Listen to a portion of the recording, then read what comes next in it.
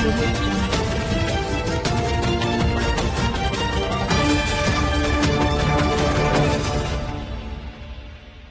मैं अंजना और आप देख रहे हैं आंचलिक खबरें, अपनों की खबर आप तक। आइए रुक करते हैं आज की बड़ी खबरों पर। मुंबई हमले का गुनहगार तहव्वुर राणा भारत लाया गया। एनआईए कस्टडी में 18 दिन की हिरासत। अमेरिका से प्रत्यर्पण के बाद राणा गिरफ्तार। अदालत में पेशी पर नहीं मिली वकील। मुंबई हमले के मास्टरमाइंड तहव्वुर राणा को अमेरिका से प्रत्यर्पित कर भारत लाया गया है। एनआईए अदालत ने उसे 18 दिन की कस्टडी में भेजा है। राणा को विशेष विमान से दिल्ली लाया गया और एयरपोर्ट पर मेडिकल जांच के बाद उसे गिरफ्तार किया गया। कोर्ट में पेशी के दौरान उसके पास कोई वकील नहीं था, जिसके बाद दिल्ली विधिक सेवा प्राधिकरण ने अधिवक्ता पीयूष सचदेवा को नियुक्त किया। एनआईए और एनएसजी की टीमों ने प्रत्यर्पण की पूरी प्रक्रिया को अंजाम दिया। राणा की अमेरिका में की गई सभी कानूनी अपीलें खारिज होने के बाद ही यह संभव हो पाया। अमेरिका के न्याय विभाग, एफबीआई, यूएस मार्शल और भारतीय एजेंसियों ने मिलकर इस कार्रवाई को सफल बनाया। पाकिस्तान ने इस पर प्रतिक्रिया देते हुए कहा कि राणा से उसका कोई संबंध नहीं है, क्योंकि वह कनाडा का नागरिक है। अजमल कसाब और अबू जुंदाल के बाद राणा तीसरा व्यक्ति है जिस पर भारत में मुंबई हमले को लेकर मुकदमा चलेगा। पीएम मोदी वाराणसी पहुंचे। गैंगरेप केस पर अधिकारियों को दिए सख्त निर्देश। महिला सुरक्षा पर पीएम सख्त, दोषियों पर कड़ी कार्रवाई के निर्देश। प्रधानमंत्री नरेंद्र मोदी शुक्रवार को वाराणसी दौरे पर पहुंचे और बाबतपुर एयरपोर्ट पर कार्यकर्ताओं से मिलने के पहले प्रशासनिक अधिकारियों से मुलाकात की। उन्होंने वाराणसी के पुलिस आयुक्त, मंडल आयुक्त और जिलाधिकारी से हाल ही में घटित सामूहिक दुष्कर्म की घटना की विस्तृत जानकारी ली। इस संवेदनशील मुद्दे पर प्रधानमंत्री ने अधिकारियों से सख्त रुख अपनाने को कहा और दोषियों को जल्द पहचान कर उन पर कठोरतम कार्रवाई करने का निर्देश दिया। पीएम मोदी ने कहा कि कानून व्यवस्था ऐसी होनी चाहिए कि अपराधियों में डर और आम जनता में भरोसा पैदा हो। उन्होंने अफसरों को निर्देशित किया कि पीड़िता को हर संभव न्याय और सहायता मिले। प्रधानमंत्री ने यह भी स्पष्ट किया कि महिलाओं की सुरक्षा सरकार की सर्वोच्च प्राथमिकता है और ऐसी घटनाओं को किसी भी सूरत में बर्दाश्त नहीं किया जाएगा। दौरे के दौरान पीएम मोदी ने विकास कार्यों की समीक्षा भी की और अधिकारियों से कानून व्यवस्था को लेकर जवाबदेही सुनिश्चित करने को कहा। पश्चिम बिहार में फॉर्च्यूनर सवार प्रॉपर्टी डीलर की दिन दहाड़े गोली मारकर हत्या। मुस्तफाबाद में अज्ञात हमलावरों ने युवक को मारी गोली, अस्पताल में भर्ती। बाहरी दिल्ली के पश्चिम बिहार में शुक्रवार सुबह फॉर्च्यूनर सवार एक व्यक्ति की बदमाशों ने गोली मारकर हत्या कर दी। हमलावरों ने 8 से 10 राउंड गोलियां चलाई और गंभीर रूप से घायल व्यक्ति को पास के अस्पताल ले जाया गया, जहां उसे मृत घोषित कर दिया गया। मृतक की पहचान एक प्रॉपर्टी डीलर के रूप में हुई है। पुलिस ने घटनास्थल को सील कर जांच शुरू कर दी है। वहीं बीती रात दिल्ली के मुस्तफाबाद इलाके में भी गोलीबारी की घटना सामने आई।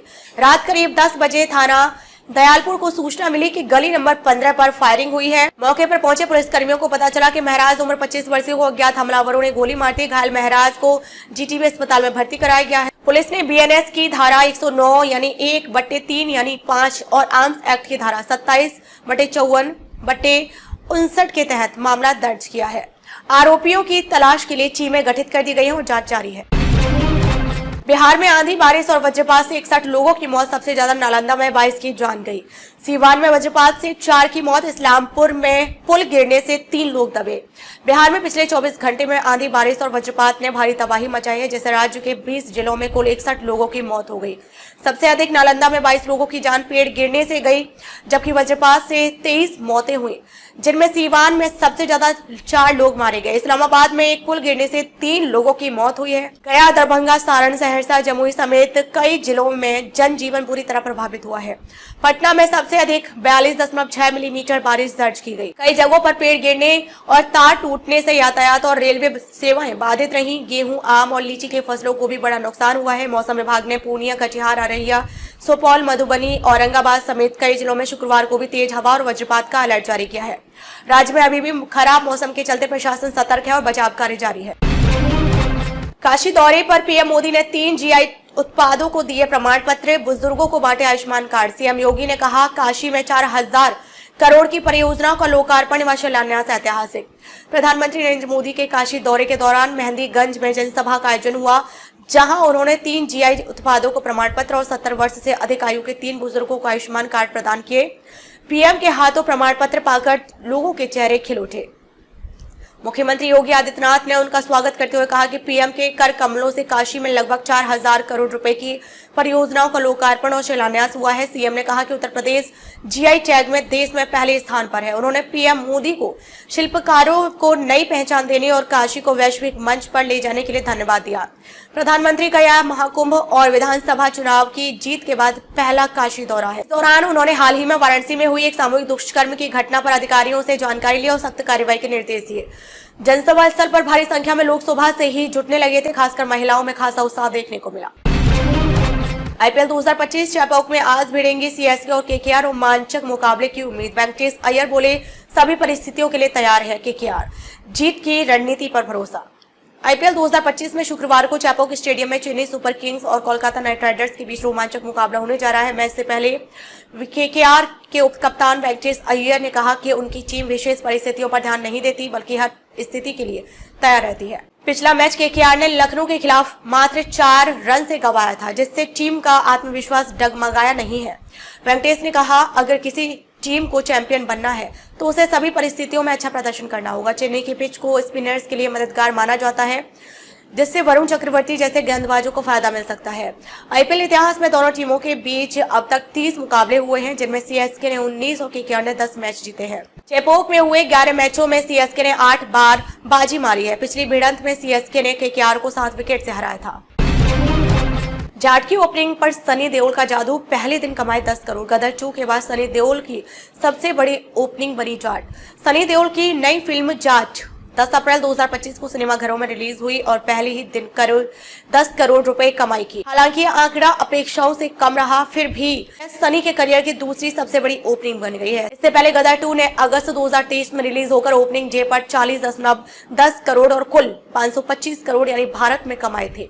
जाट की एडवांस बुकिंग सिर्फ एक दिन पहले शुरू हुई, इससे इसका असर ओपनिंग डे पर पड़ा। ट्रेड एनालिस्ट तरण आदर्श ने कहा कि फिल्म को डबल डिजिट ओपनिंग की उम्मीद थी, जबकि इंडस्ट्री का मानना था कि यह 6 से 7 करोड़ तक रहेगी। अतुल मोहन ने प्रमोशन को थोड़ा धीमा बताया, लेकिन वीकेंड में बेहतर कलेक्शन की उम्मीद जताई। जाट एक मास फिल्म है और उत्तर भारत में अच्छा प्रदर्शन कर सकती है। शुक्रवार को वर्किंग डे होने के कारण थोड़ी गिरावट संभव है, लेकिन शनिवार रविवार को फिल्म रफ्तार पकड़ सकती है।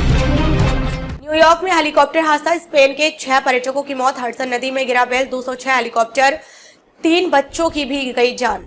न्यूयॉर्क के मैनहट्टन के पास हडसन नदी में एक दर्दनाक हेलीकॉप्टर दुर्घटना में स्पेन के एक पर्यटक परिवार के 6 लोगों की मौत हो गई है। मृतकों में 3 बच्चे भी शामिल हैं। हादसा गुरुवार दोपहर 3 बजे के आसपास हुआ, जब बेल 206 मॉडल का हेलीकॉप्टर एक हेलीपोर्ट से उड़ान भरने के बाद नदी में दुर्घटनाग्रस्त हो गया। प्रत्यक्षदर्शियों के अनुसार हेलीकॉप्टर हवा में ही टूट गया था और उसमें से धुआं निकल रहा था। अग्निशमन विभाग को 3:17 पर सूचना मिली और कई बचाव नौकाएं मौके पर भेजी गई। सोशल मीडिया पर वायरल वीडियो में हेलीकॉप्टर को पानी में उल्टा लटका हुआ देखा गया। यह अमेरिका में इस साल की कई विमान दुर्घटनाओं में से एक है। इससे पहले फरवरी में भी एक यात्री विमान और सेना का ब्लैक हॉक हेलीकॉप्टर टकरा गया था, जिसमें 3 सैनिक और 64 यात्रियों की मौत हो गई। ट्रंप प्रशासन की लागत कटौती नीतियों के बाद सुरक्षा में आई कमी को भी इन हादसों की वजह माना जा रहा है। आईपीओ में दाखिले की अंतिम तिथि आज। अब तक 80,000 से अधिक आवेदन। 26 अप्रैल से 18 मई के बीच आयोजित होगी आईपीओ की सीईटी परीक्षा। गुरु गोविंद सिंह इंद्रप्रस्थ विश्वविद्यालय यानी कि आईपीओ की शैक्षणिक सत्र 2025-26 के लिए सीईटी आधारित यूजी, पीजी, डिप्लोमा और पीएचडी प्रोग्राम में दाखिले की आवेदन प्रक्रिया शुक्रवार को समाप्त हो जाएगी। हालांकि राष्ट्रीय स्तर पर परीक्षाओं या मेरिट आधारित पाठ्यक्रमों के लिए आवेदन की अंतिम तिथि 30 अप्रैल तक बढ़ाई गई है। अब तक 80,000 से अधिक आवेदन प्राप्त हो चुके हैं। आईपीओ की सीईटी परीक्षा 26 अप्रैल से 18 मई के बीच देश भर के विभिन्न केंद्रों पर आयोजित होगी। वहीं शुक्रवार को द्वारका कैंपस में विश्वविद्यालय का 17वां दीक्षांत समारोह आयोजित किया जाएगा, जिसकी अध्यक्षता कुलाधिपति एवं दिल्ली के उपराज्यपाल विनय कुमार सक्सेना करेंगे। समारोह में 24,456 छात्रों को डिग्री प्रदान की जाएगी, जिनमें 110 PhD, 12 MPhil, 2624 PG, 20,739 UG, 483 MBBS और 488 एमजीएमएस शामिल है। 74 छात्रों को स्वर्ण पदक भी दिए जाएंगे। पद्मश्री प्रोफेसर आशुतोष शर्मा मुख्य अतिथि होंगे और कुलपति प्रोफेसर डॉक्टर महेश विश्वविद्यालय की रिपोर्ट प्रस्तुत करेंगे। 12 अप्रैल को हनुमान जन्मोत्सव शनिवार का संयोग बनाएगा। पर्व को विशेष शनिदोष से मुक्ति के लिए करें खास उपाय, हनुमान जी होंगे प्रसन्न। हनुमान जन्मोत्सव 12 अप्रैल 2025 को मनाया जाएगा, जो चैत्र शुक्ल पूर्णिमा को पड़ता है। इस दिन को वीर बजरंगी हनुमान जी के जन्मदिन के रूप में श्रद्धा और भक्ति के साथ मनाया जाता है। इस बार यह पर्व शनिवार को पड़ रहा है, जिससे इसका महत्व और भी बढ़ गया है। शनिदोष, साढ़े साथी और ढया से पीड़ित जातकों के लिए यह दिन विशेष फलदायी माना गया है। इस दिन संकट मोचन की पूजा, बूंदी का भोग और पान का बीड़ा अर्पण करने से शनि के दुष्प्रभाव कम होते हैं। साथ ही सरसों के तेल में सिंदूर मिलाकर घर के मुख्य द्वार पर स्वास्तिक बनाना शुभ होता है।